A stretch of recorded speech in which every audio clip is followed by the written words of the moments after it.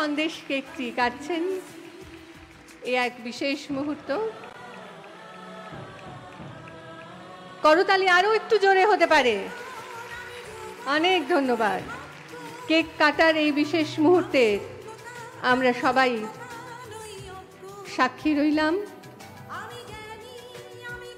কন্যাশ্রী প্রকল্পের বর্ষপূর্তি,